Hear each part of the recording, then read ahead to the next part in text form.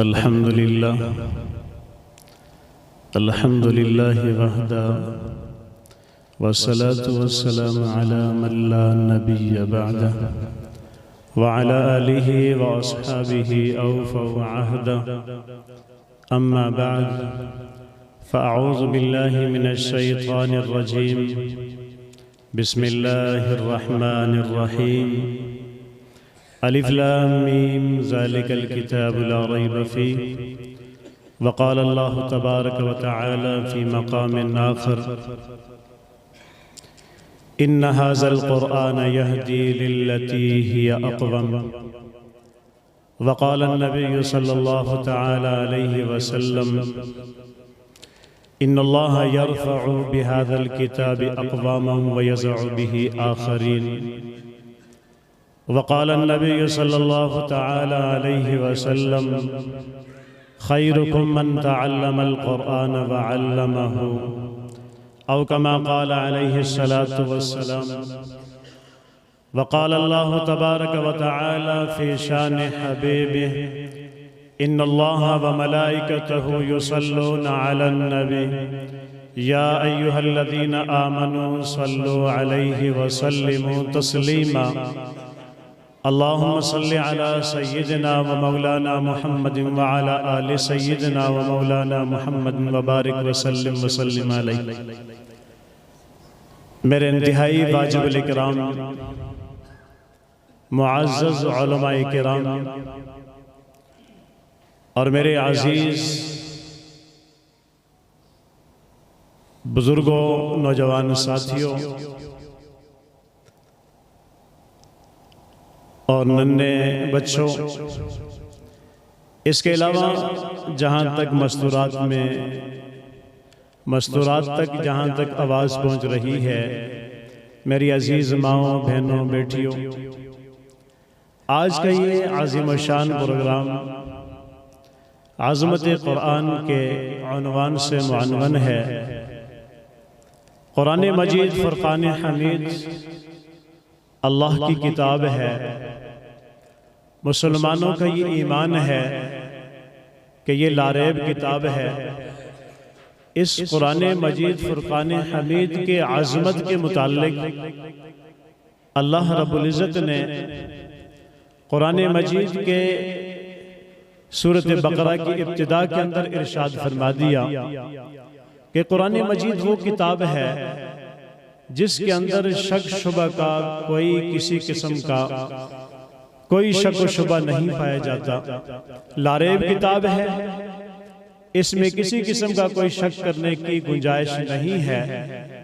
یہ وہ عظیم کتاب ہے جو اللہ رب العزت نے خود نازل فرمائی ہے، اور یہ اللہ کا کلام ہے، اور اس کو لانے والے جبرائیل علیہ السلام ہیں، اور جس ذات مقدس پر یہ آئی ہے، نازل ہوئی ہے، وہ امام الانبیاء خاتم الرسول صلی اللہ علیہ وسلم ہے۔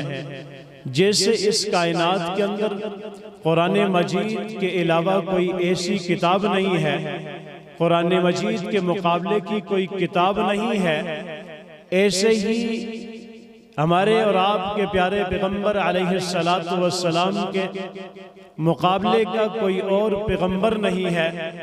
اللہ تعالیٰ نے جیسے اپنی ذات مقدسہ کو شریک سے پاک رکھا ہے، ایسے ہی اپنے پیارے پیغمبر علیہ السلام کو شراکت سے پاک رکھا ہے۔ ایسے ہی اس پر جو کتاب اتاری ہے، وہ کتاب بھی اللہ نے اتنی اعلیٰ اور عرفہ اتاری ہے کہ دیگر کوئی کتاب بھی ایسی شان شوکت والی نہیں ہے۔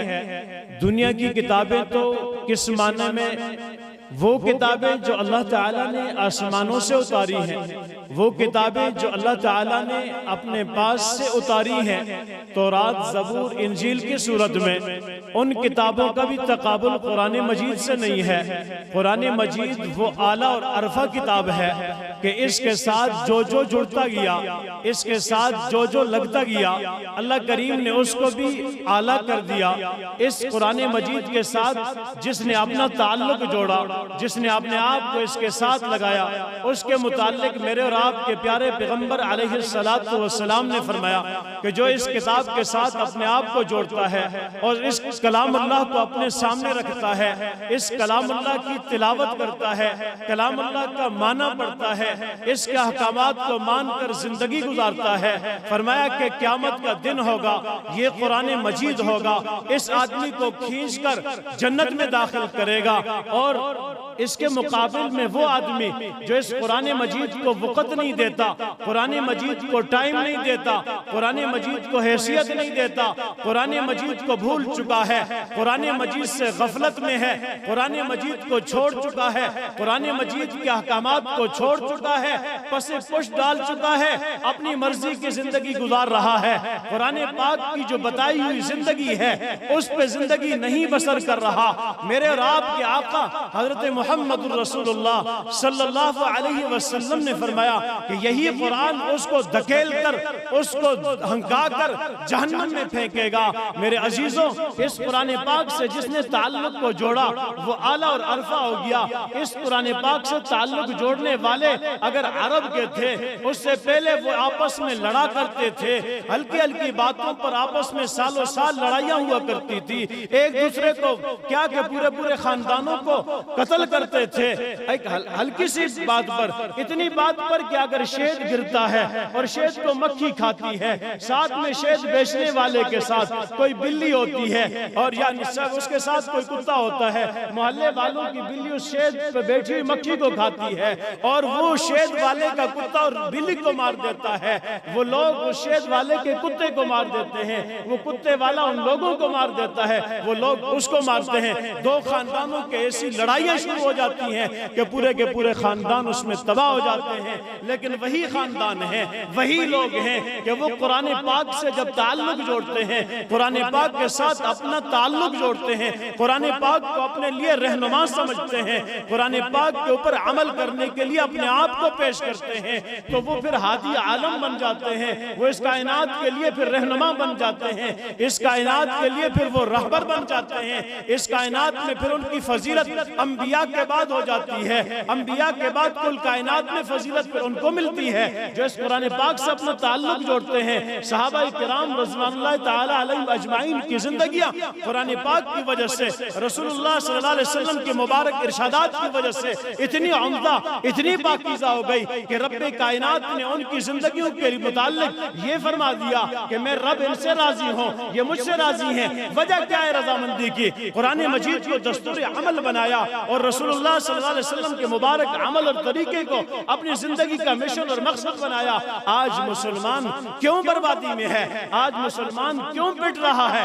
آج مسلمان کیوں تباہی میں ہے؟ آج مسلمان کیوں پریشان ہے؟ پریشانی کی مین وجہ یہی ہے کہ ہم نے اللہ کے فرمان کو چھوڑا، قرآن پاک کو چھوڑا، اور اللہ کے پیارے پیغمبر علیہ السلام وہ مبارک ہستی جو اس کائنات میں ایک ہے، جسے اللہ نے ایک بنایا ہے، اس جیسا کوئی نہیں بنایا، وہ ایک اعلیٰ اور عرفہ بنائے۔ اور مختصر بات یہ ہے، ان کی تعریف کے مختصر جملے یہ ہیں کہ اللہ کے بعد اگر کسی کا مقام اور مرتبہ ہے تو وہ نبی علیہ السلام کا مقام اور مرتبہ ہے۔ آپ کے طریقہ کار کو مسلمانوں نے چھوڑا، اللہ کریم نے اپنے پیارے پیغمبر کو قرآن پاک بھی سب سے افضل دیا، شریعت بھی سب سے افضل دی، طریقت بھی سب سے افضل دی، اور آپ کو صورت بھی سب سے افضل دی، آپ کو خاندان اس کل کائنات میں سب سے افضل خاندان میں پیدا کیا، آپ کو جو بھی کچھ عطا کیا وہ اس کائنات میں یکجا رکھا۔ اللہ کریم نے وہ اعلیٰ عرفہ اور بہترین صورت دینے کے بعد ہمارے لیے خوش قسمتی اور ہمارے لیے اللہ پاک نے سعادت مندی بنا دی کہ ہمیں بھی اللہ کریم نے اس امت میں پیدا کر دیا۔ لیکن ہم اپنے سینے میں جھانکیں، اپنے آپ پر تھوڑا سا توجہ دیں، اپنے آپ پر ہم غور کریں کہ ہم قرآن مجید سے کتنے دور ہو چکے ہیں، اور صاحب قرآن محمد الرسول اللہ صلی اللہ علیہ وسلم سے ہم کتنے دور دور ہو چکے ہیں۔ آج ہماری پریشانی کا سبب صرف اور صرف یہ ہے کہ ہم نے اللہ کی تعلیمات کو چھوڑا، رسول اللہ کے طریقہ کار کو چھوڑا ہے۔ اگر آج ہم وعدہ کرتے ہیں، آج ہم اپنی زندگیوں کو بدلنے کا وعدہ کریں کہ ہم محمد الرسول اللہ کے امتی ہیں، آپ صلی اللہ علیہ وسلم کے امتی ہیں، تو ہم شکل بھی وہ بنائیں گے جو پیارے پیغمبر کا مبارک چہرہ تھا۔ ہم اپنے تجارت میں ان طریقہ کار کو لائیں گے جو پیارے پیغمبر کو صادق الامین کا لقب ملا تھا۔ ہم اپنے معاشرت ایسی بنائیں گے جو ہمارے پیارے آقا نے پیش فرمائی ہے، جو طریقہ کار ہماری غمی کے اندر آقا علیہ السلام نے دیا ہے، ہم اس کو فالو کریں گے۔ جو کام طریقہ ہماری خوشی کے اندر ہمارے پیارے آقا علیہ السلام نے دیا ہے، ہم اسی کو اپنائیں گے۔ پھر دیکھو مسلمان کو عزت کس قدر ملتی ہے، مسلمان کو شوکت کس قدر ملتی ہے۔ مسلمان تو وہ تھا جو کہ اس کائنات میں عزت والا تھا، مسلمان تو وہ تھا اس کائنات کو حکومت کرنے والا تھا، مسلمان تو وہ تھا کہ اس سے کفر یوں لرزہ کرتا تھا۔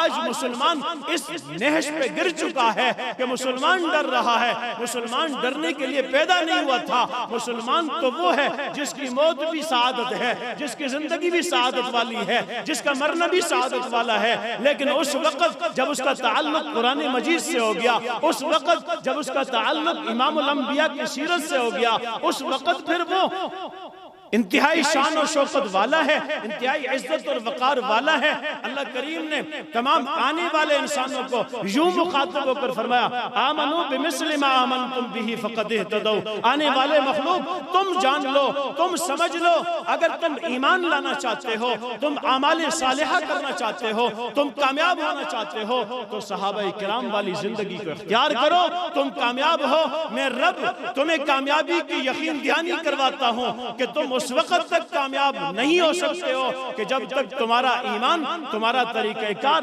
آپ صلی اللہ علیہ وسلم کے شاگردوں جیسا نہیں ہوگا۔ جب ہو جائے گا تو اس کے بعد کامیابی بھی ان کے پاؤں کو بھی چومے گی، ان کی دہلیز کو بھی چومے گی، پھر کامیابی ہی کامیابی ہوگی اور کفر پھر لرزتا رہے گا۔ آج اگر دیکھا جائے مسلمان پر کفر ٹوٹ پڑا ہے اور مسلمان کو بالکل بے حسی ہے۔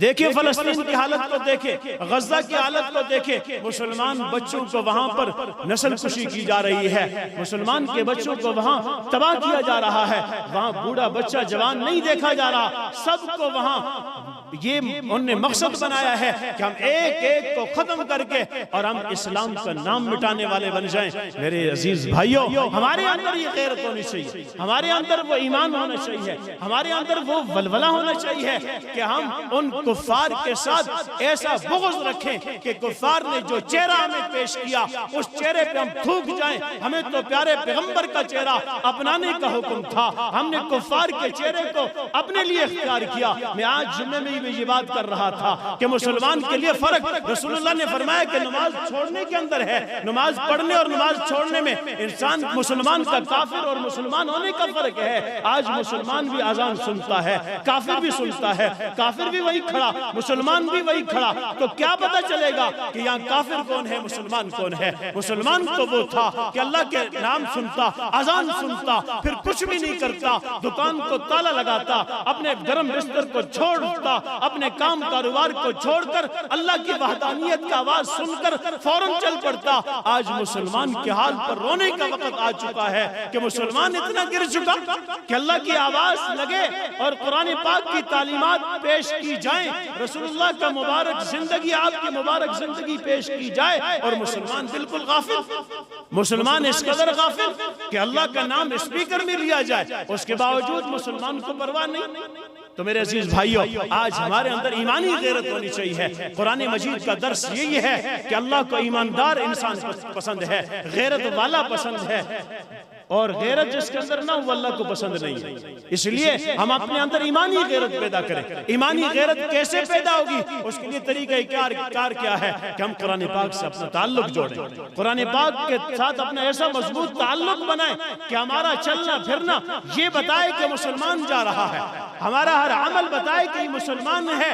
آج ہم اگر دکانوں پہ جائیں اور دکان سے کوئی چیز لیں تو ہمیں شرم آتی ہے کہ دیندار انسان بے رحم ہو جاتا ہے. حالانکہ ایسا نہیں ہے. قرآن مجید کی تعلیمات، رسول اللہ صلی اللہ علیہ وسلم کی مبارک تعلیمات ہمیں رحم دلی کا درس دیتے ہیں کہ مسلمان کے لیے رحم دل ہو کر اور منافع کے اندر کم منافع رکھ کر اور وہ چیز بیچتا ہے تو اس سے دوسرے مسلمان کو فائدہ ملتا ہے. آج ہمارا معاشرہ اس قدر تباہ ہو چکا ہے کہ ہم اپنے معاشرے پر تھوڑی نظر ڈالیں اور اس کی بنیادی وجہ یہ ہے کہ ہم اللہ کے مبارک کلام سے دور ہو چکے ہیں. ہمارا طرز عمل اپنی خواہشات پہ آ چکا ہے. مسلمان وہ نہیں تھا کہ ہندو کو دیکھ کر عمل کرے، یہود و نصارہ کو دیکھ کر عمل کرے. مسلمان تو وہ تھا جس کو رب نے پاکیزہ کلام دیا اور رب نے پاکیزہ شریعت دی. اپنے پیارے پیغمبر جو تمام انبیاء کا امام اور تمام انبیاء سے بڑھ کر ذات ہیں، ان کی شریعت اور طریقت دی، اور اس کے باوجود اسلام کو چھوڑ کر مسلمان یا تو ہندو کی رسم پہ چل رہا ہے یا یہود و نصارے کے طرز پہ چل رہا ہے. اور مسلمانوں ہمیں کب یہ افسوس آئے گا اور ہمیں کب کون جوڑے گا؟ کیا ہندوستان سے ہندو آ کر مسلمان کو کہے گا مسلمان تو غلطی پر ہے؟ تو یہ رواج ہمارے کیوں کر رہے ہیں؟ تمہارے یہ رواج تو تمہارے آقا نے نہیں کیے. ہم تو دنیا کے نالائق، کمزور اور ہم تو دنیا کے فیل لوگ ہیں اور تم ہماری نقل پہ لگے ہو. کیا ہندو آ کر ہمیں سمجھائیں گے؟ کیا عیسائی آ کر سمجھائے گا کہ تمہارا دین افضل اعلیٰ ہے، ہمارا تو مٹ چکا ہے، ہمارے مٹانے کے لیے تمہارا دین آیا لیکن تم نے پھر بھی ہمارے طریقہ کار کو اختیار کیا؟ ہمیں یہود و نصارہ آ کر توجہ دلائیں گے کہ مسلمان تیرا عمل ٹھیک نہیں ہے یا تیرے طرح ایک انسان مسلمان جوڑے گا؟ تو میرے بھائیوں، ہمیں آج قرآن پاک سے تعلق جوڑنا چاہیے، مدارس سے تعلق جوڑنا چاہیے، رسول اللہ کی پاک زندگی سے تعلق جوڑنا چاہیے کہ مسلمان ہو اور اس کا طریقہ کار ہندو والا ہو، اس کا طریقہ کار سکھوں والا ہو، اس کا یہود و نصارہ والا طرز عمل ہو. تو عزیزوں، افسوس ہے اس بات پہ کبھی افسوس نہیں ہوتا کہ ایک آدمی ہندو کے عبادتگاہ سے نکلے اور جہنم میں چلا جائے، کنیسے سے نکلے اور جہنم میں چلا جائے. اس پہ کوئی افسوس نہیں کیونکہ اس نے اختیار ہی جہنم والے کو کیا تھا. افسوس تو اس پر ہے کہ مسلمان مسجد سے نکل کر جہنم میں جائے.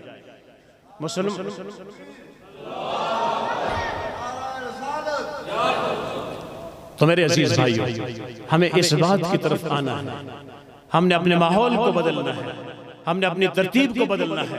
آج بیٹا اگر کچھ کما کر نہیں لاتا، ہم اس کو تو باپ تو ڈانٹتا ہے، ماں اس کو ڈانٹتی ہے، لیکن کبھی ماں باپ نے اس بات پر اپنے اولاد کو ڈانٹا کہ اس نے فرض نماز کو چھوڑا ہے؟ میرے آقا نے فرمایا کہ فرض نماز چھوڑنا ہے ایسا ہے جیسے اس کا کل سامان سب کچھ تباہ ہو گیا. لیکن ہمیں تو کبھی یہ احساس ہی نہیں ہوا. بچہ نیند کر رہا ہے تو اس کو اٹھانے کا ہمیں یہ فکر نہیں ہے کہ یہ جہنم میں جا رہا ہے. یہ نیند تو جہنم کا بستر بن چکا ہے. ابھی میں نہیں اٹھاؤں گا تو کون اٹھائے گا؟ لیکن اگر وہی بچہ کوئی چیز کما کر نہیں لاتا، وہ باپ کی بات کو اس طور سے نہیں مانتا، تو باپ اس کے ساتھ بائیکاٹ بھی کرتا ہے، اس سے ناراض بھی ہوتا ہے، اس کو گھر سے بھی نکالتا ہے. میرے عزیزوں، ہمیں اس بات کی طرف توجہ دینی چاہیے کہ میں اور آپ پیارے آقا علیہ السلام کے مبارک طرز و عمل پر آئیں گے تو ہماری کامیابی آئیں گی، دنیا بھی کامیاب، آخرت بھی کامیاب. آپ ظاہری مثال کو دیکھیے، قرآن مجید سے جس نے تعلق کو جوڑا، قرآن پاک کے ساتھ تعلق جوڑا، اس کو اللہ نے کتنا بلند کر دیا. آپ حصی مثال کی طرف چلے جائیں. یہ قرآن پاک کی جو تپائی ہے، یہ اگر آج پلاسٹک سے بن رہی ہے، اسی پلاسٹک سے بالٹی بھی بنتی ہے، اسی پلاسٹک سے لوٹا بھی بنتا ہے، اسی پلاسٹک سے کرسی بھی بنتی ہے. کبھی آپ نے سوچا ہو کسی آدمی نے اس لوٹے کا احترام کیا ہو، اس کرسی کا ادب و احترام کیا ہو، اس پلاسٹک سے بنی ہوئی کسی اور چیز کا احترام کیا ہو، اس بالٹی کا احترام کیا ہو، اس مگے کا احترام کیا ہو، جیسے احترام قرآن مجید کی تبائی کا ہو رہا ہے؟ کیوں ہو رہا ہے؟ پلاسٹک تو ایک ہے، صرف تعلق بننے کی وجہ سے. اور میں یہ آپ کو بتاؤں اور یقین دلاؤں کہ وہ تبائی ابھی تک جس کے ساتھ تعلق قرآن پاک کا مس ہونے کا نہیں ہوا، ابھی تک قرآن پاک اس تبائی پر رکھی نہیں گئی، ابھی بن کر صرف مارکیٹ میں آئی ہے. مارکیٹ میں رکھے ہوئی تبائی کو کوئی پاؤں سے نہیں دھکیلتا. کیوں نہیں دھکیلتا؟ وجہ کیا ہے؟ اس کا تعلق قرآن مجید سے ہو چکا ہے. یہ اللہ کریم ہمیں بتا رہے ہیں کہ اسی مثال سے سمجھ جاؤ مسلمانوں قرآن پاک سے اگر کوئی چیز اگر تعلق اس کا بن جاتا ہے، اس کو میں اس طرح اکرام اور تکریم اور اس کو اس طرح بلندیاں عطا کرتا ہوں. اور ایک انسان اگر اس کے ساتھ تعلق جوڑے گا اور اس کے تعلق کی کیا شان ہوگی. ایسے یہ کپڑا ہے، دکان پہ کپڑے کاٹتے ہوئے کوئی کپڑا بچ جائے، کٹ پیس بچ جائے، دکاندار بھی اس کو سیٹ پہ پھینک دیتا ہے. کیونکہ اس میں اس کی کمائی اس کو نظر نہیں آتی. آنے والا انسان کیا کرتا ہے؟ کوئی مانگتا ہے یار میں نے جوتے صاف کرنے، کوئی مانگتا ہے میں نے گاڑی صاف کرنے، کوئی مانگتا ہے میں نے گھر کے شیشے صاف کرنے، اٹھا کے دے دیتا ہے. اسی ٹوکری سے ایک آدمی مسلمان آتا ہے، کہتا ہے مجھے دے دو ایک کپڑا، میں قرآن مجید کا غلاف بناؤں گا. اب وہ لے کر جاتا ہے گھر میں، اس سے غلاف بناتا ہے. غلاف ابھی تک قرآن مجید پہ چڑھایا نہیں ہے، ابھی تک استعمال نہیں کیا، کہ غلاف گھر کے اندر پڑا ہے. جوان تو دور کی بات ہے، بوڑھا تو دور کی بات ہے، مرد و عورت جو جوان ہے وہ تو دور کی بات ہے، مسلمان کا بچہ بھی اس کو اٹھا کر چوم کر رکھتا ہے. کیوں رکھتا ہے؟ کیا یہ وہی کپڑا نہیں جو کسی کے بدن پہ آیا کسی نے نہیں چوما؟ کیا یہ وہی کپڑا نہیں کہ گاڑی کے لیا اس کو پوچھا اور صاف کیا پھینک دیا کسی نے نہیں چوما؟ گھر کے شیشے صاف کیے کسی نے نہیں چوما؟ فرش کا پونچھا بنایا کسی نے نہیں چوما؟ اب کیوں چوما جا رہا ہے؟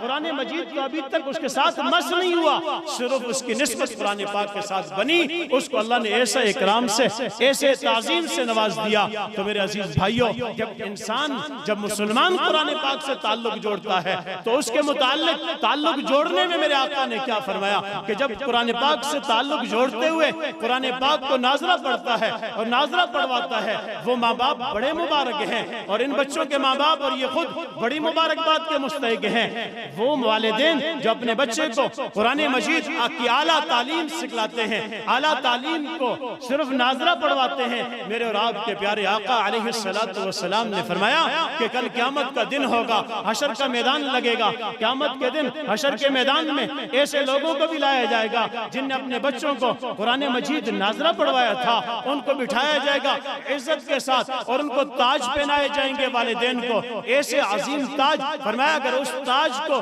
دنیا کی طرف سامنے کر دیا جائے تو یہ سورج بے نور ہو جائے. کس پہ ملے گا؟ فرمایا والدین صرف ناظرہ پڑھوا دیں، اور جن کو ناظرہ پڑھوانے کی وجہ سے والدین کو یہ تاج پہنایا جائے گا وہ پکے جنتی ہیں. جن کو جنتی ہونے کے لیے یہ تاج پہنانا ان کی عزت بن گئی، اس کے بعد ان کو جنت میں جانا ان کے لیے لازم بن گیا. اللہ کریم ان کو جہنم میں نہیں ڈالیں گے، جنت میں ڈالیں گے. اور محلے والا پوچھے گا یار یہ تو فلاں سبزی بیچنے والا ہے، یہ فلاں دکاندار ہے، یہ فلاں کام کرنے والا ہے، یہ فلاں فوجی ہے، اس کو اتنا بڑا اعزاز کیسے ملا؟ بتانے والے بتائیں گے کہ یہ وہ مبارک انسان ہے جس نے اپنی اولاد کو قرآن مجید کی تعلیم دی تھی، اعلیٰ تعلیم دی تھی، اعلیٰ مزاج انہیں بنایا تھا. آج اللہ نے اعلیٰ مقام اس کو عطا فرمایا. قرآن مجید کی تعلیم اعلیٰ تعلیم ہے. دنیاوی جتنی تعلیم ہے یہ سب کاروبار ہے، یہ سب دنیا کے لیے ہے اور دنیا میں کمانے کا ذریعہ ہے. ایک قرآن تعلیم ہے جو دنیا میں بھی کام آتی ہے، قبر میں بھی کام آتی ہے، حشر کے میدان میں بھی کام آئے گی اور ہمیشہ ہمیشہ کے لیے اس کے لیے سعادتوں کا ذریعہ بنے گا. یہ تو وہ انسان ہے جو ناظرہ پڑھواتا ہے اور جو ناظرے کے بعد حفظ کروا لیتا ہے، اپنے بچے کو حافظ قرآن بنا دیتا ہے. تو اس کے لیے تو میرے آقا علیہ السلام نے فرمایا کہ وہ اتنا مبارک ہو جاتا ہے، اتنا مبارک ہو جاتا ہے کہ اپنے خاندار کنبے میں سے وہ 10 ایسے افراد کو جنت میں لے کر جائے گا، رب کریم کے سامنے سفارش کے لیے پیش کرے گا. اللہ میں وہ طالب علم ہوں کہ میرا بھائی گھر میں بیٹھ کر بہترین پراٹھے کھایا کرتا تھا، رات کو ماں باپ کی گود میں ہوا کرتا تھا، گرم بستر اس کو ملا کرتا تھا. اللہ میں نے تو اپنے آپ کو قربانی کے لیے پیش کیا. اللہ مجھے تو سوکھی روٹی ملا کرتی تھی، کبھی ملی کبھی نہیں ملا کرتی تھی. اللہ میں نے تو پھر گرم بستر چھوڑ کر تیرے گھر کے اندر میں آیا تھا. اللہ میں تیرے گھر میں میری حالت یہ تھی کہ میں چٹائی پر بیٹھا کرتا تھا، میرے لیے کوئی نرم بستر نہیں تھا. اللہ میرے لیے کیا اکرام ہے، میں ان کی سفارش کر سکتا ہوں. اللہ کریم ان کے لیے سفارش کو ان پر یہ جب سفارش کریں گے اللہ کریم ان کی سفارش کو مان کر اور ان کے خاندان سے 10 ایسے آدمیوں کو جنت بھیج دیں گے جن کے لیے جہنم واجب ہو چکی ہے. اور خود اس کا کیا عالم ہوگا؟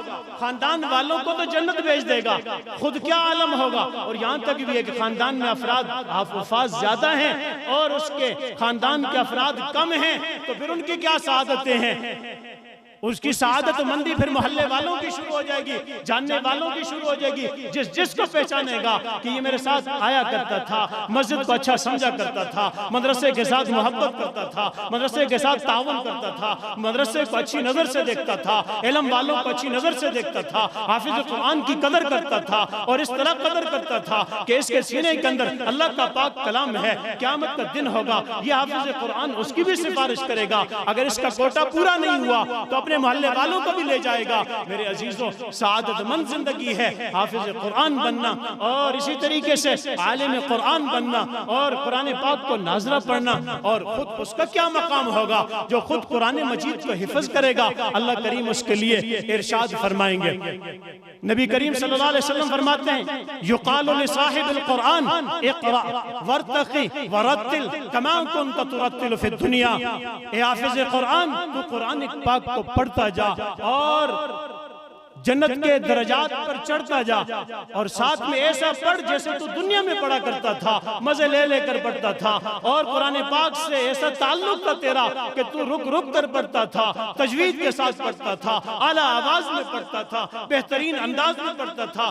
آج میں رب تمہیں حکم کرتا ہوں کہ قرآن پاک کی تلاوت شروع کر۔ حافظ قرآن الحمد سے شروع ہوگا اور چلتا جائے گا، اور فرمایا کہ اس کا مقام، اس کا جو مقام ہوگا، فرمایا اس کے لیے جو مقام اور اس کی جو جگہ ہوگی، ٹھکانہ ہوگا، وہ عند آخر آیت یقرأها، جو اس کی آخری آیت ہوگی جو پڑھے گا، چاہے قرآن پاک کو آدھے پر پہنچ جائے، پورے پر پہنچ جائے، جہاں اس کی آخری آیت ہوگی جس کو وہ پڑھے گا، اس کا وہ مقام ہوگا۔ وہ مقام کتنا بلند ہوگا! قرآن پاک کی آیات کو دیکھیں، قرآن پاک کی ترتیب کو دیکھیں کہ قرآن پاک کی آیات کے بدرجہ اس کو جنت کے مراتب ملیں گے، اور کتنی اعلیٰ جنت۔ عام مسلمان، بخاری شریف کے اندر ایک واقعہ آتا ہے، آخری جنتی کا واقعہ آتا ہے کہ وہ جہنم سے کیسے نکلے گا؟ منظاریاں کر کے اللہ مجھے جہنم سے نکال دے اور جہنم کے کنارے پہ بٹھا دے، میں آپ سے کوئی اور دعا نہیں کروں گا۔ اللہ کریم فرشتے بھیجیں گے، جاؤ اس سے کہو کہ اس کے بعد کچھ اور تو نہیں مانگے گا، کہ اگر ربا کچھ نہیں مانگوں گا، اس کو کنارے پہ بٹھایا جائے۔ کنارے پہ بٹھانے کے بعد کافی عرصہ گزرے گا، پھر کہے گا اللہ اس کنارے پر بھی تو گرمی ہے، اس پر بھی تو تفش ہے، اس پر بھی تو پریشانی ہے، اللہ مجھے اس جہنم کے کنارے سے اٹھا کر جنت کے دروازے کے سامنے بٹھا دے۔ اللہ کریم فرشتہ بھیجیں گے اور کہیں گے کہ اس کے بعد تو کچھ نہیں مانگے گا، اللہ کچھ نہیں مانگوں گا، صرف اس جہنم کے کنارے سے اٹھا کر جنت کے دروازے میں بٹھا دیا جائے، وہاں بٹھا دی جائے۔ کئی عرصہ گزرے گا، کیونکہ وہاں تو ابتدا ہے، انتہا نہیں ہے۔ کئی عرصہ گزرنے کے بعد پھر خواہش پیدا ہوگی، اللہ جنت کے دروازے سے اندر کیجئے، میں اس لیے باہر دیکھنا چاہتا ہوں کہ جنت آپ کی کیسی ہے۔ اللہ کریم پھر فرشتہ بھیجیں گے کہ دیکھو پھر اس سے بعد تو کچھ نہیں مانگو گے، کہے گا ربا کچھ نہیں مانگوں گا، اس کو جنت کے دروازے سے اندر کیا جائے گا۔ اندر کرنے کے بعد اللہ کریم فرمائیں گے کہ یہ جنت تیری ہے، یہ میرے اور آپ کی طرح انسان ہوگا۔ کہے گا ربا میرے ساتھ مذاق کر رہے، اللہ سے کہے گا اللہ میرے ساتھ مذاق کر رہے، جہنم سے سختی کے ساتھ محنت اور زاری کے ساتھ نکل کر جنت پہنچا، اتنی بڑی جنت جس کے متعلق میرے اور آپ کے پیارے آقا علیہ السلام نے فرمایا اس دنیا سے 10 گنا بڑی ہوگی۔ آج ہم نے پورے پاکستان کو نہیں دیکھا، چاہے کہ ہم پوری دنیا کو دیکھ لیں، اس دنیا سے 10 گنا بڑی اس جنتی کو ملے گی جو ایسی محنت و زاریاں کر کے آئے گا۔ تو اس حافظ قرآن کی کیا ہی عالیشان جنت ہوگی جس کو اللہ اکرام میں جنت دے گا، تکریم میں جنت دے گا، اس کے لیے تو جنت کے مراتب اللہ اعلان کرے گا، کیا ہی عظیم شان ہوگی۔ تو میرے عزیز بھائیوں، ہم میں سے ہر ایک حافظ قرآن بننے کی کوشش کرے، ناظرہ خواہ بننے کی کوشش کرے، اور قرآن مجید کی دولت یہ وہ مایہ-ناز دولت ہے کہ اس کے ساتھ جوان بھی تعلق جوڑ سکتا ہے، بوڑھا بھی جوڑ سکتا ہے، مرد بھی جوڑ سکتا ہے، اور عورت بھی جوڑ سکتی ہے، ہر زمانے کے اندر ہر نام نسل والا بھی جوڑ سکتا ہے، ہر علاقے والا جوڑ سکتا ہے، ہر زبان والا جوڑ سکتا ہے۔ اس کے لیے کوئی عرب ہونا شرط نہیں، اس کے لیے کوئی ہاشمی ہونا شرط نہیں، اس کے لیے کوئی کسی ملک کی شرط نہیں، ہر ایک ملک والا، ہر ایک زبان والا اس قرآن مجید کے ساتھ ہر عمر کے اندر تعلق جوڑ سکتا ہے۔ میرے آقا نے کیا عظیم ارشاد فرمایا کہ جو انسان جس عمل کے اندر لگتا ہے اور اس عمل کی تکمیل کو پہنچنے سے پہلے وہ مر جائے، حشر کے میدان میں میرا اللہ اس جیسا اس کو بنا کر کھڑا کر دیں گے جس عمل کے لیے اس نے ارادہ کیا۔ جیسے بیت اللہ کی حج کے لیے نکلتا ہے، راستے میں مر جاتا ہے، قیامت کے دن حاجیوں میں کھڑا ہوگا، حافظ قرآن بننے کے لیے وہ ارادہ کرتا ہے، شروع کرتا ہے، بڑھاپے کے اندر شروع کرتا ہے، مرد و عورت شروع کر سکتے ہیں، بڑھاپے کے اندر، جوانی کے اندر شروع کرتا ہے، اور اس کو زیادہ یاد نہیں ہوتا بڑھاپے کی وجہ سے، تھوڑا تھوڑا یاد کرتا ہے، ایک ایک آیت، آدھی آیت، ایک ایک لفظ یاد کرتا ہے، اور اس کو چند سال، چند آیات یاد کرنے کے بعد موت آ جاتی ہے۔ اللہ کتنے کریم ہیں، اللہ کتنے مہربان ہیں۔ کل حشر کا میدان ہوگا، اللہ کریم اسے بھی حافظ قرآن نہ اٹھائیں گے۔ کتنی سعادت مندی ہے۔ تو میرے عزیزو یہ ارادہ ہے نا، ہم بوڑھے جوان سب قرآن پاک سے ایسا تعلق جوڑیں کہ ہم میں سے ہر ایک حافظ قرآن ہو، ہم میں سے ہر ایک عالم قرآن ہو۔ یہی تو اللہ نے آسمانوں سے ہمارے لیے کتاب بھیجی، ایسی عزت والی کتاب بھیجی، جو اس کے ساتھ جڑا وہ عزت والا ہوگا۔ دیکھو اس مجلس میں ہر طرح کے لوگ ہوں گے، ہر خاندان کے لوگ ہوں گے، اعلیٰ سے اعلیٰ خاندان، سادات خاندان کا بھی ہوگا، لیکن اگر حافظ قرآن، عالم قرآن جس خاندان کا بھی ہے، اس کے پیچھے سادات بھی کھڑا ہوگا، دوسرا تیسرا بھی کھڑا ہوگا، ہر عہدے والا کھڑا ہوگا۔ کیوں؟ اس کو یہ عزت اکرام قرآن مجید سے ملا، قرآن مجید کی وجہ سے ملا کہ اس کی دنیا میں اللہ نے دکھا دیا کہ قرآن پاک سے جس نے تعلق جوڑا، اس کے پیچھے سب کھڑے ہوں گے، سب اس کی بات کو مانیں گے۔ یہ تھا مسلمان کے لیے حکم، اور مسلمان کرتا بھی ایسے۔ مسجد میں سب سے زیادہ اسی کو آگے کرتے ہیں جس کو قرآن پاک اچھے طریقے سے یاد ہوتا ہے، عالم قرآن، حافظ قرآن کو آگے کرتے ہیں۔ یہ سعادت مندی ہے میرے بھائیوں، قرآن پاک کے ساتھ جڑنے کی وجہ سے۔ دنیا میں اللہ نے بتا دیا کہ یہ فلاں فلاں خاندان، فلاں تعلق، علاقے سے تعلق رکھنے والا، اس کے بھی کئی اور بھائی، اس کے بھی خاندان کے کئی افراد، ان کو وہ عزت اللہ نے نہیں دی جو عزت حافظ قرآن، عالم قرآن کو دی ہے۔ وجہ کیا ہے کہ اس نے وہ تعلق قرآن پاک کے ساتھ اپنی تمام خواہشات کو چھوڑ کر قرآن پاک کو اپنا مقصد اور اپنے لیے راہ ہدایت مان کر اسی پہ لگا رہا، اور اس پہ اپنے آپ کو کھپا دیا۔ اللہ کریم نے دنیا میں بتایا، آخرت کی عزت تو بہت زیادہ ہے، اللہ نے دنیا میں دکھا دیا کہ کھلی آنکھوں سے، دنیا کی آنکھوں سے دیکھ لو کہ جس نے قرآن پاک سے اپنا تعلق جوڑا، چاہے وہ کسی بھی خاندان کا تھا، کسی بھی علاقے کا تھا، اللہ نے اس کو عزت سے نوازا۔ تو انشاءاللہ سب کا ارادہ ہے نا، قرآن پاک سے وہ تعلق جوڑیں گے، چاہے جتنی عمر جس کی ہے۔ ہر مسجد کے اندر بڑوں کی بھی کلاس لگنی چاہیے، چاہے وہ 2 ہوں، 4 ہوں، 6 ہوں، 8 ہوں۔ اپنا وقت نکالیں، جس کے بعد صبح کی نماز کے بعد وقت ہے، وہ استاذ کو، قاری صاحب کو، امام صاحب کو آ کر کہیں کہ میرے پاس صبح کے وقت آدھا گھنٹہ ہے، 20 منٹ ہے، مجھے آپ قرآن پاک سکھائیں۔ جس کا زور کے وقت، جس کے پاس ٹائم ہے، وہ زور میں آ کر امام صاحب کو کہیں۔ یہ امام صاحب، اللہ نے ان کو وہ وسعت والا سینہ دیا ہوتا ہے کہ یہ کسی کو دین سکھانے میں کنجوسی نہیں کرتے۔ جو جس وقت آتا ہے، مغرب کے بعد کسی کے پاس ٹائم ہے، عشاء کے بعد کسی کے پاس ٹائم ہے، وہ آ کر قرآن پاک سے تعلق جوڑے گا، تو اس کو اللہ وہی سعادتیں دیں گے جس نے قرآن پاک سے تعلق جوڑا، اور ان کو جو سعادتیں مل رہی ہیں، جو مل چکی ہیں، وہی سعادتیں ہر اس کو بھی ملے گی جو قرآن پاک کے ساتھ تعلق جوڑے گا، چاہے وہ مرد ہے، چاہے وہ عورت ہے، چاہے وہ بوڑھا ہے، چاہے وہ جوان ہے، چاہے وہ بچہ ہے، اللہ ان سعادتوں سے اس کو بھی نوازیں گے۔ اس لیے ہم میں سے ہر ایک بوڑھا جوان اس بات کا عزم کرے کہ میرا تعلق آج تک غفلت کا تھا، آج تک مجھے تو سورۃ فاتحہ اور سورۃ اخلاص کے علاوہ کچھ آتا نہیں۔ میرا تعلق تو مسلمان ہونے کا ہونا چاہیے تھا، مسلمان کا تعلق تو اللہ کی کتاب سے ایسا مضبوط تعلق کہ میں دن و رات قرآن پاک کے ساتھ لگا رہوں، قرآن پاک کو ناظرہ پڑھ لے، حفظ کی شروع کرے، اور اس کے ساتھ ساتھ وہ ترجمہ سیکھے، اور اپنے امام سے، اپنے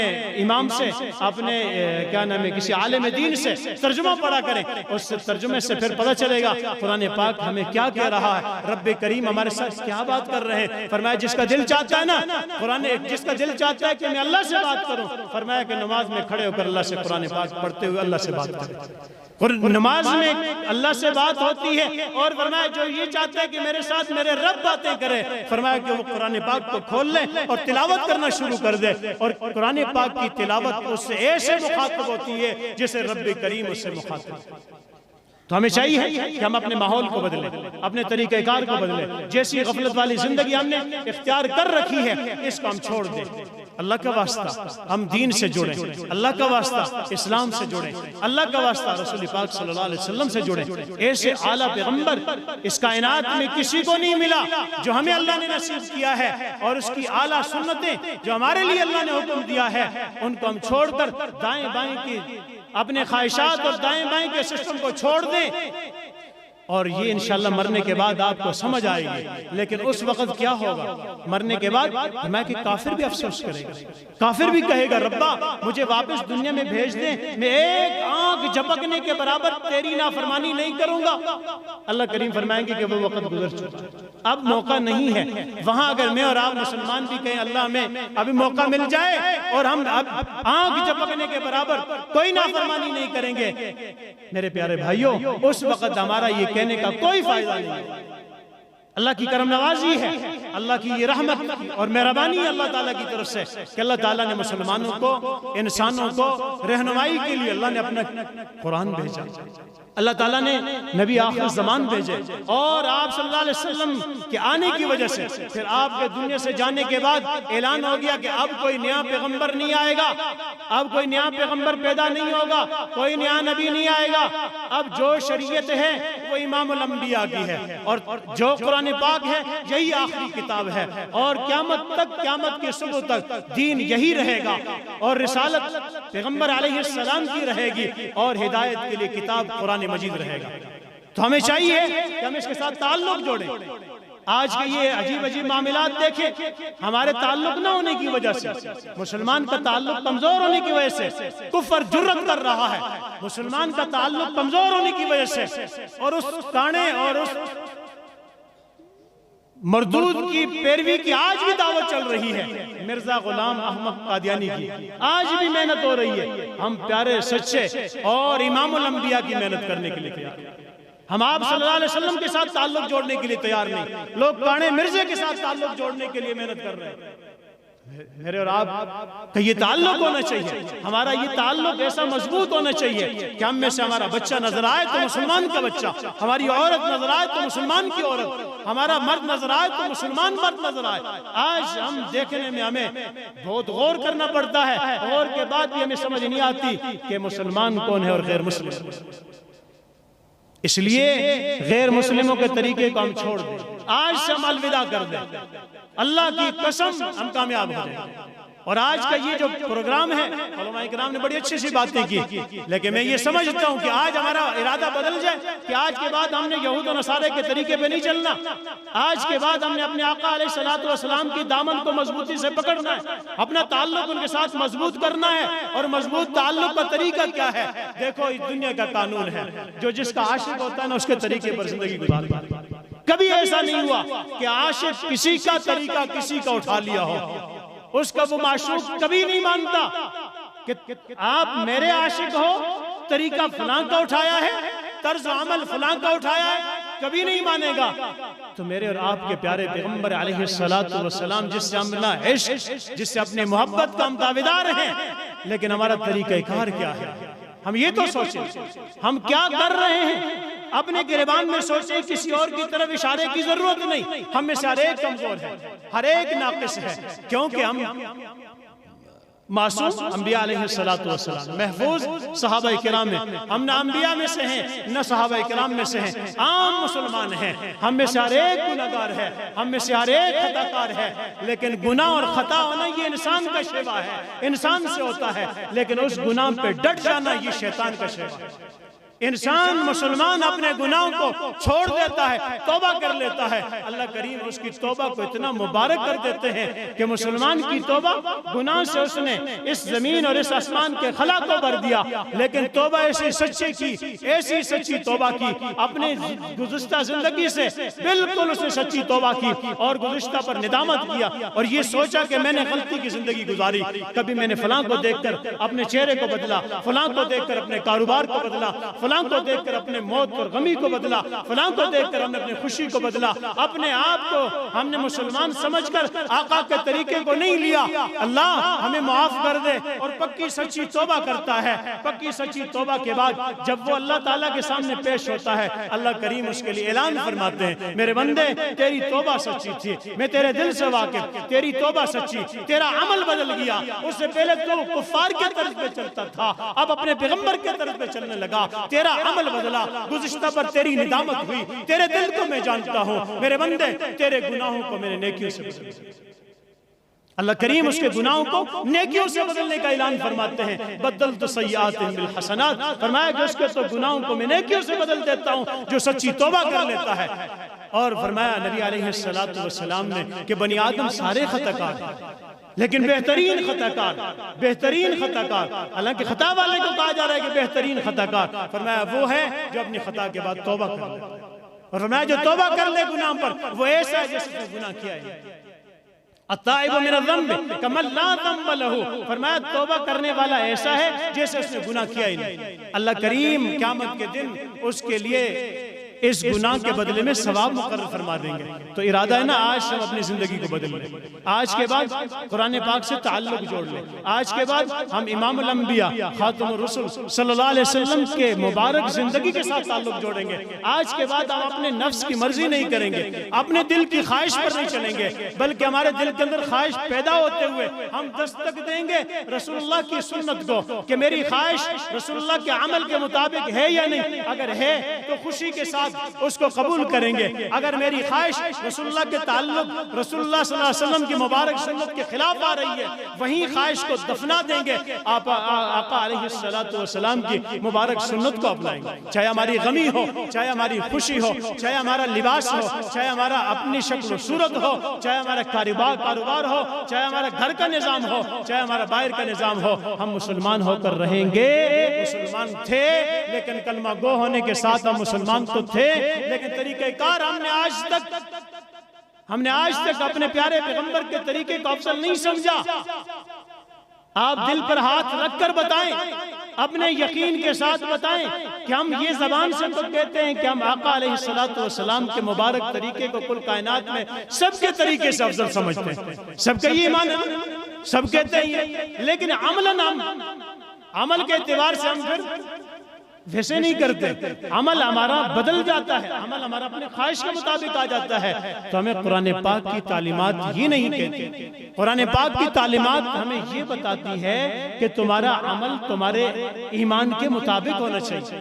فرمایا یہ جو دل ہے نا، دل یہ برتن کے مانند ہے، برتن میں اگر دودھ ہے تو اس سے باہر دودھ آئے گا، برتن میں پانی ہے تو باہر پانی آئے گا، برتن میں شہد ہے تو باہر شہد آئے گا۔ کبھی ایسا نہیں ہوا کہ برتن گھڑے کے اندر پانی ہو اور انڈیلنے سے وہ دودھ نکل آئے، برتن کے اندر پانی ہو انڈیلنے سے شہد نکل آئے، کبھی ایسا نہیں ہوا۔ ایسے دل کا حال ہے، دل کے اندر اگر ایمان ہوگا، دل کے اندر اگر رسول اللہ کی محبت ہوگی تو ظاہر کے اندر رسول اللہ کی سنت آئے گی، کاروبار میں رسول اللہ کی سنت آئے گی، فوتگی میں رسول اللہ کی سنت آئے گی، خوشی کے اندر رسول اللہ کی سنت آئے گی۔ آج ہمارا برتن اندر سے خالی ہے یا اندر سے غیر کے طریقے سے بھرا ہوا ہے، اس لیے ہمارا طریقہ ظاہر پر بھی غیر کا ہے۔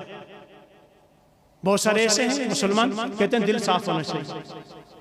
یہ انسان وہ ہے جو اپنے ساتھ دھوکہ کر رہا ہے، جو کہتا ہے دل صاف ہونا چاہیے، ظاہر کو چھوڑو، جیسا رہے ویسا رہے، دل صاف ہونا چاہیے۔ یہ بے ایمان انسان ہے، اپنے دل کو اپنے آپ کو دھوکہ دے رہا ہے۔ دل میں کچھ رکھا ہوا اس نے، اس کے ظاہر پر تو وہی آ رہا ہے اور کہتا ہے دل صاف ہونا چاہیے، اس کا دل قطعاً صاف نہیں ہے جس کا ظاہر صاف نہیں ہے۔ مسلمان کا ظاہر باطن ایک ہونے کے ساتھ مسلمان کہلاتا ہے۔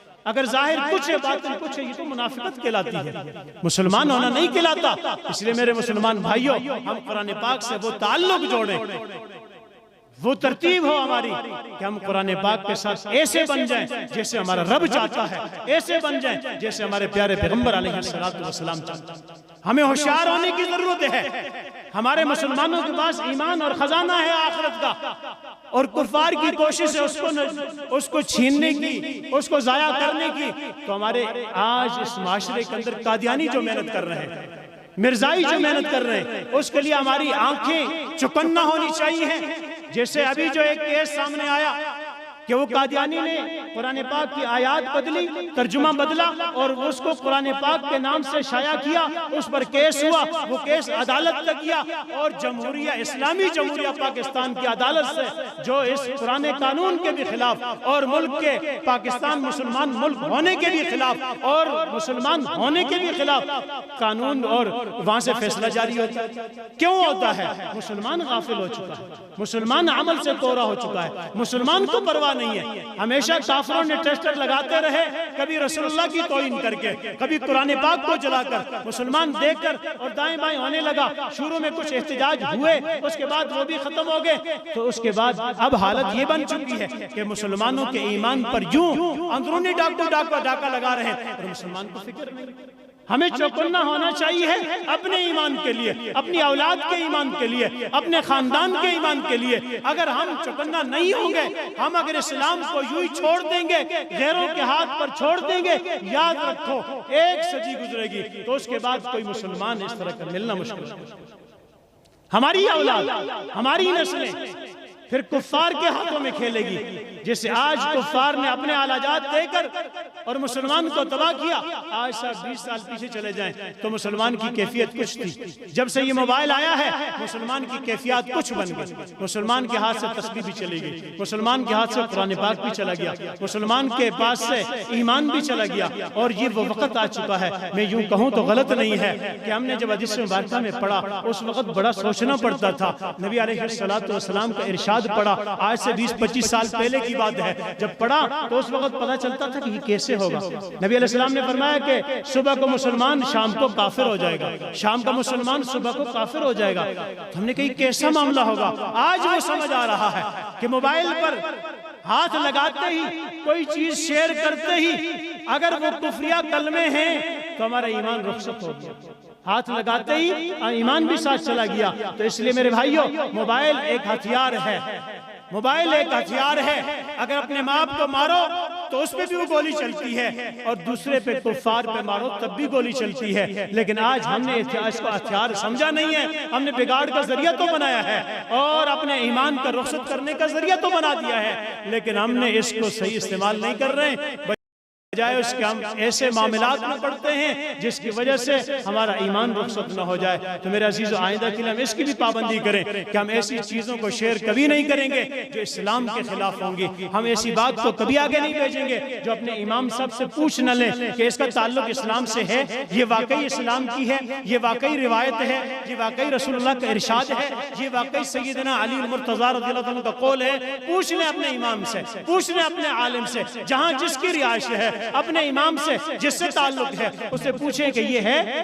اگر ہے تو پھر تو اس کو شائع کریں, اس کو شیئر کریں. نہیں ہے تو وہ ایمان کے جانے کا خطرے کا سبب ہے, اس کو کبھی نہ کریں. اسی طریقے سے ہمیں اپنے آپ کو بدلنے کی کوشش کریں, اپنی گزشتہ زندگی کو رخصت کرنے کی کوشش کریں. موت نے آنا ہے, اور جوان کو بھی آنا ہے, بچے کو بھی آنا ہے, بوڑھے کو بھی آنا ہے, مرد کو بھی آنا ہے, عورت کو بھی آنا ہے. اس لیے ہم اپنی موت کے راستے کو ٹھیک کر لیں.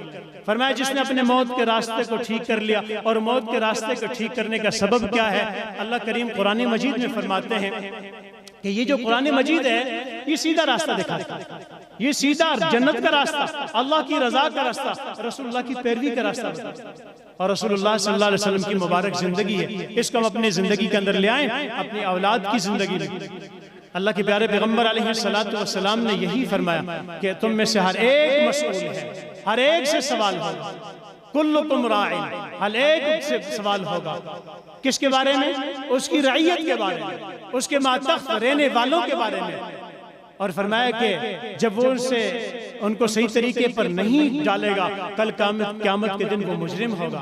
اس لیے تو اللہ کریم نے فرمایا ہے کہ اپنے آپ کو قو انفسکم واہلیکم نارا, اپنے آپ کو بھی جہنم سے بچاؤ, اپنے اہل خانہ کو, گھر والوں کو بھی جہنم سے بچاؤ. تو ہم آج سے ارادہ کرتے ہیں نا, اپنا تعلق شریعت کے مطابق کریں, اپنا تعلق قرآن پاک کے ساتھ جوڑیں گے, اپنا تعلق رسول اللہ صلی اللہ علیہ وسلم کے ساتھ جوڑیں گے. اور جو ختم نبوت کے خلاف کام کر رہے ہیں ان کے لیے ہم میں سے ایک جانثار ہو کر کام کرے گا, ہر ایک کرے گا نا. ختم نبوت کا کام ایسا کام ہے, ہمارے بڑے یوں فرماتے ہیں کہ ختم نبوت کا کام بلکہ یوں احادیث سے اور یوں صحابہ اکرام کی زندگی سے پتہ چلتا ہے کہ ختم نبوت کا کام رسول اللہ صلی اللہ علیہ وسلم کی ذات کی پیراداری ہے, آپ کی ذات کی پیرا کرنا ہے, آپ کی ذات کی چوکیداری ہے. اور فرمایا جو چوکیدار ہوگا رسول اللہ کا وہ جنتی ہے, اور اس کا ہر عمل اللہ کے ہاں قابل قبول ہے, بالخصوص اس کا وہ عمل جو وہ ختم نبوت کے لیے کرتا ہے, کیونکہ چوکیدار چھپ کر نہیں ہوتا.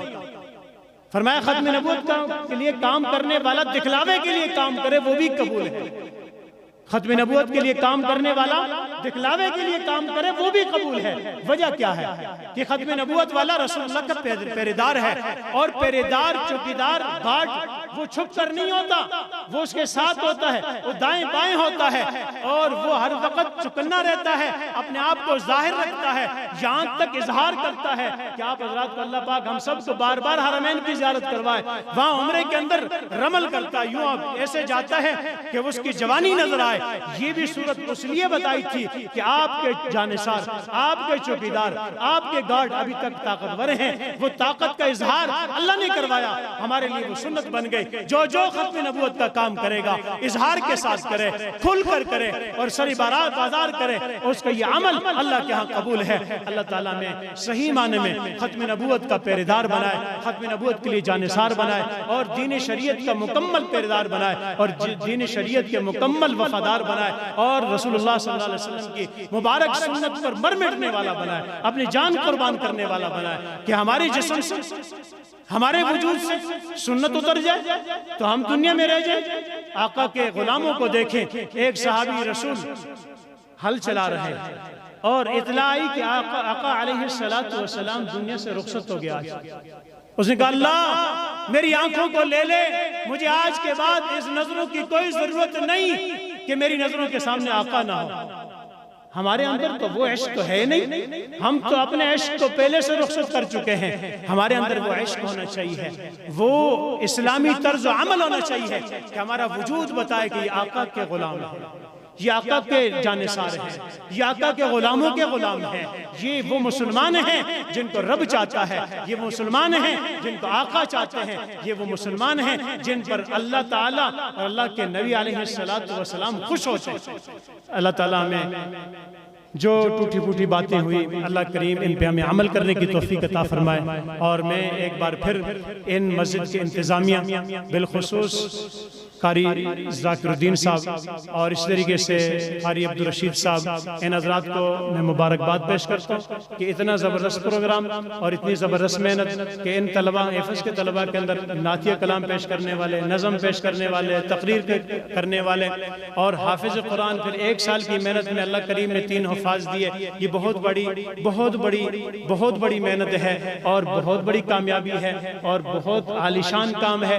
اس لیے میں ان کو اور ان بچوں کو ان کے والدین کو مبارکباد پیش کرتا ہوں، اور مولانا عاشق صاحب کا بھی انتہائی مشکور ہوں کہ آپ حضرات کے سامنے مجھے مخاطب ہونے کے لیے ان نے مجھے یہاں پر بلایا، اور آپ حضرات کے سامنے میں نے کچھ ٹوٹی پھوٹی باتیں کی اس غرض سے کہ آپ حضرات عمل کریں گے، آخرت میں میرا ذخیرہ بن جائے گا۔ اللہ کریم ہمیں سب کو عمل کرنے کی توفیق عطا فرمائے، اور یاد رکھیں میرے لیے تو ذخیرہ بنے گا، آپ کے لیے اس سے بڑھ کر بنے گا۔ کنجوسی نہ کرنا کہ کہیں مولوی صاحب کے لیے نہ بن جائے، اس لیے ہم عمل نہیں کریں گے، عمل ڈٹ کے کرو۔